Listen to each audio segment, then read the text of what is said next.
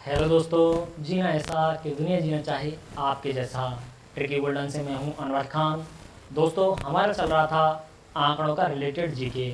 आंकड़ों के related GK में हम 7 का 8 का रिलेटेड जीके पढ़ चुके हैं और इसके बाद हम पढ़ेंगे 10 का रिलेटेड जीके, जिसमें 10 से संबंधित जितने भी क्वेश्चन बनेंगे उन्हें हम एक साथ पूरा करेंगे।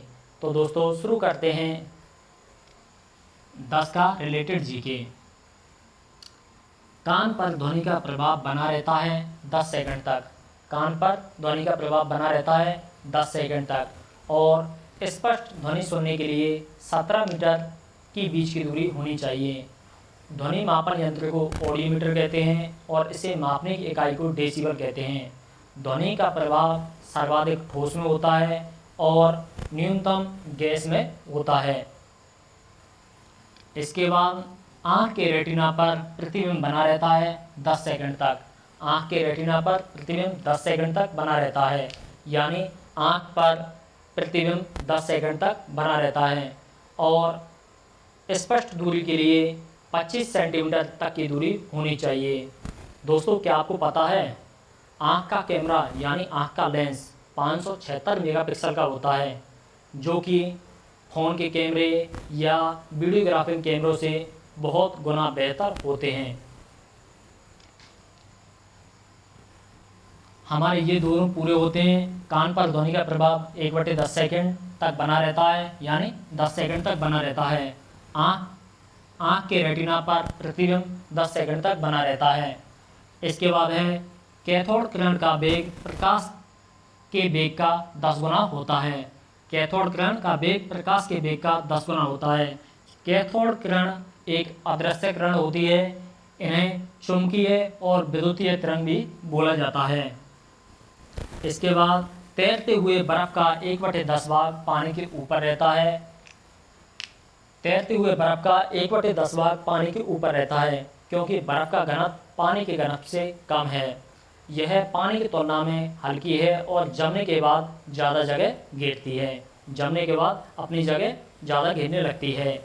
यानी हम बोलें कि 1 लीटर बर्फ़ का वज़न 1 लीटर पानी से कम होगा।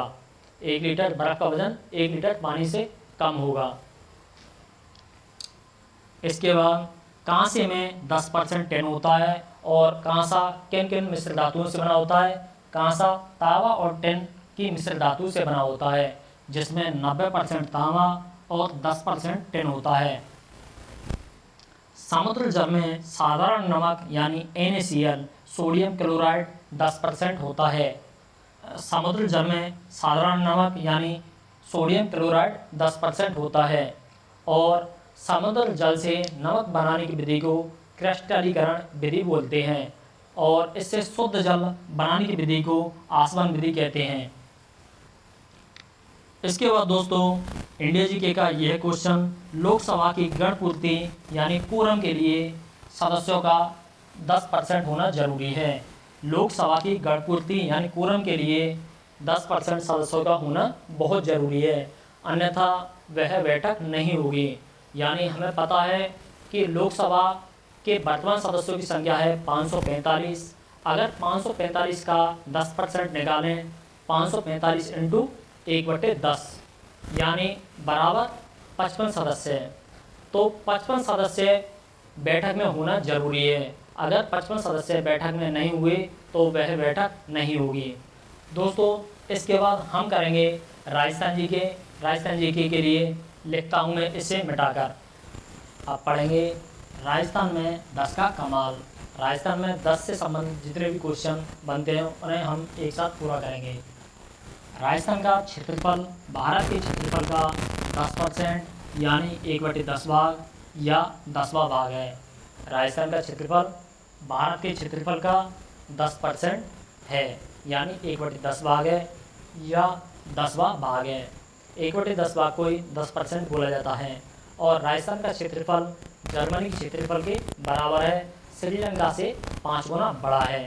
दोस्तों, पिछली वीडियो में मैंने बताया था कि राजस्थान की जनसंख्या भारत की जनसंख्या का 8वें स्थान पर आती है और वह थाईलैंड देश के बराबर है।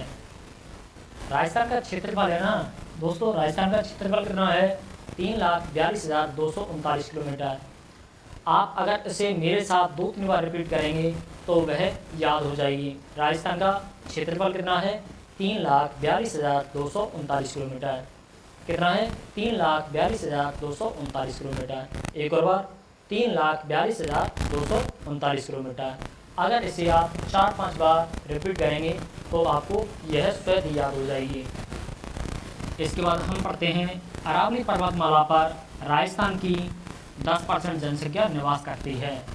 अरावली पर्वतमाला पर राजस्थान की 10% जनसंख्या निवास करती है। 10% का मतलब है 10% या 1/10 भाग या 10वां भाग। अरावली पर्वतमाला पर जनसंख्या राजस्थान की निवास करती है। और अरावली पर्वतमाला पालनपुर गुजरात से शुरू होती है और रायसीना की पहाड़ी दिल्ली तक खत्म होती है। और अरावली पर्वतमाला का राजस्थान में उद्गम खेड़ ब्रह्मा सिरोही से शुरू होता है और खेतड़ी झुंझुनू तक जाता है। अरावली पर्वतमाला की कुल लंबाई है 692 किलोमीटर, लंबाई है 550 किलोमीटर। इसके बाद हम पढ़ते हैं, लूनी नदी का अफवाह क्षेत्र राजस्थान के कुल अफवाह क्षेत्र का 10वां। लूनी नदी का अफवाह क्षेत्र राजस्थान में लूनी नदी का अफवाह क्षेत्र कुल अफवाह क्षेत्र का 10% है, यानी 10वां भाग है। और लूनी नदी राजस्थान के 6 जिलों से निकलती है और इसका उद्गम स्थान है नागपाड़ अजमेर से। दोस्तों, अब हम कल की वीडियो ये लेके आएंगे कि उसमें हम पढ़ेंगे युद्धों के बारे में। युद्ध की डेट याद नहीं हो पाती हैं, युद्ध के आंकड़े याद नहीं हो पाते हैं, उसे हम पूरा करेंगे। यानी हम लगभग 130 या 150 युद्धों की डेट को याद करेंगे। और उसे कैसे याद करेंगे, मैं एक ऐसी विधि बताऊंगा जिससे आप स्वयं भी उसे याद करेंगे और यह आपके लिए भविष्य में कोई भी आंकड़ा याद करने के लिए जरूर रहेगा। तो दोस्तों, कैसी लगी मेरी यह वीडियो कमेंट में जरूर बताएं और शेयर करें।